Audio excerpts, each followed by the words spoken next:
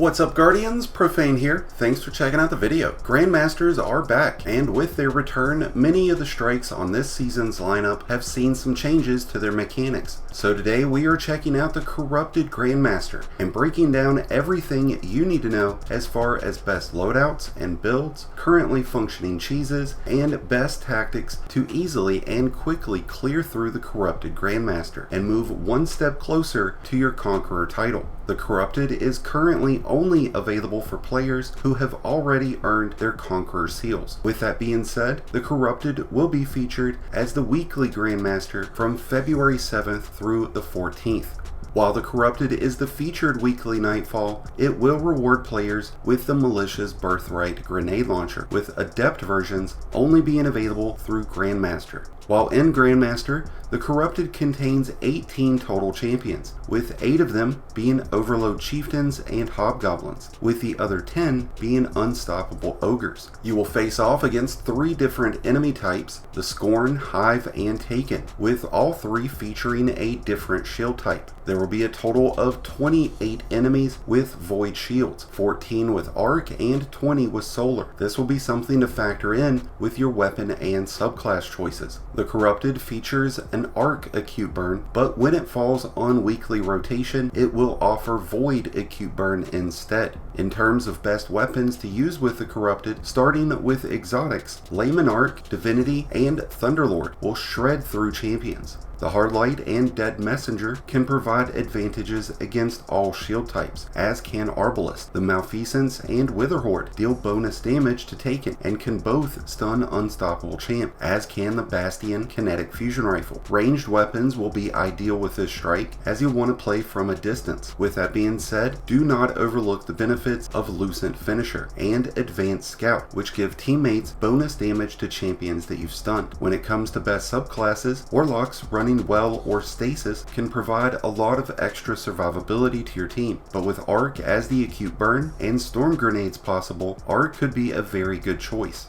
Titans will be best off using a Thunder Crash or Bubble build, while Hunters will want to stick with Void. An Omnioculus or Gear Falcon build would be tremendous with a Night Stalker in this strike. When the Corrupted begins, you'll be instantly spawned into a battle between the Scorn and Taken, with your first Overload Chieftain spawning in right after you. Once dispatching the champion and his entourage, you'll want to head to the far right of the arena to the cliffside. From here, you can have more reliable cover and a better tactical advantage against the mini-boss, Void Shielded Snipers, and the 2 Overload Hobgoblins. There will be a secondary wave of adds that spawn in during this engagement, so be sure you keep an eye out for those. Once these enemies have been cleared, you can proceed to the elevator sequence. During this encounter, you'll have to grab orbs to break mini-boss shields. The orbs can be charged by tossing them to a teammate. This will overcharge the orb, allowing it to break the mini-boss shield in one throw. Orb duplication is still possible, but they will only remain on the ground for a few seconds. With that being said, it can still be a benefit if timed correctly to pre-charge a few orbs before each of the 2 phases of this encounter.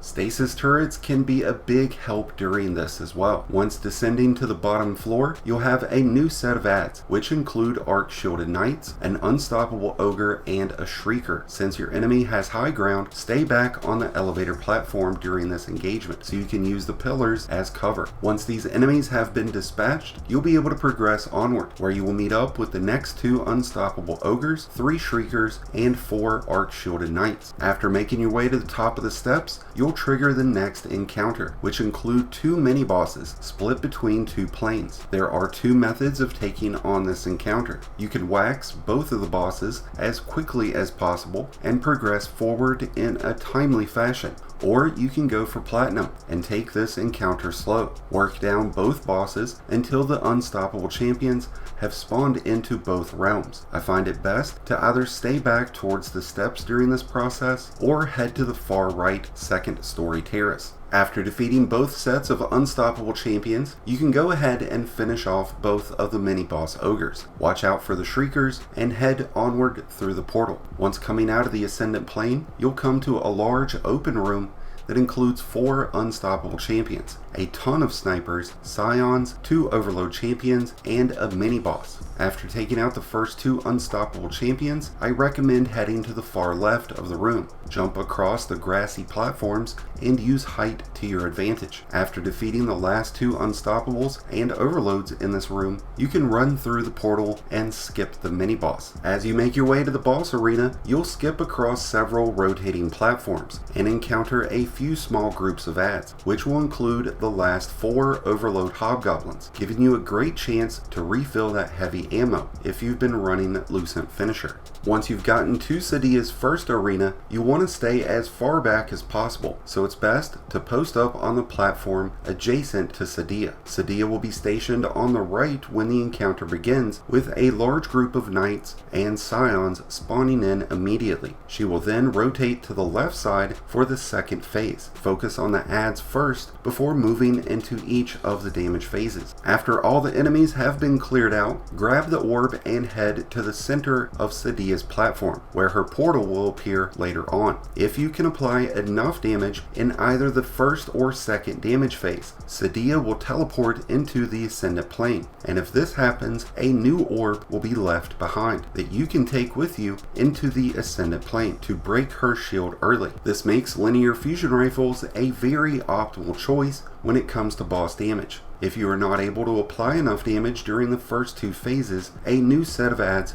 will be spawned in during each, so you'll need to retreat back to the far off platform and get back to cover. If you are able to take an extra orb into the Ascendant Plane, you will need to hold on to it long enough to get a good throw at Sadia, as she'll be a fair distance away by the time you teleport in. Once entering the Ascendant Plane, you will have to contend with the final 2 champions, an overload hobgoblin and an unstoppable. After clearing out these, you'll reach Sadia's final stand platform, which has been remarkably watered down from seasons past. The placeholder for the orb has been relocated, making it far easier to grab. Sadia performs far fewer force pushes, and there's no taking captains that spawn in. The only additional enemies are a small group of scions, something that was surely done to make Grandmasters more achievable to the common player. Nevertheless, the Corrupted is an amazing strike and a very fun and challenging Nightfall, and by completing it on Grandmaster, you'll be one step closer to acquiring the Conqueror title and seal. And with that being said, I wish you all the best in luck in Grandmasters this season. Let me know how they're going for you so far in the comments below.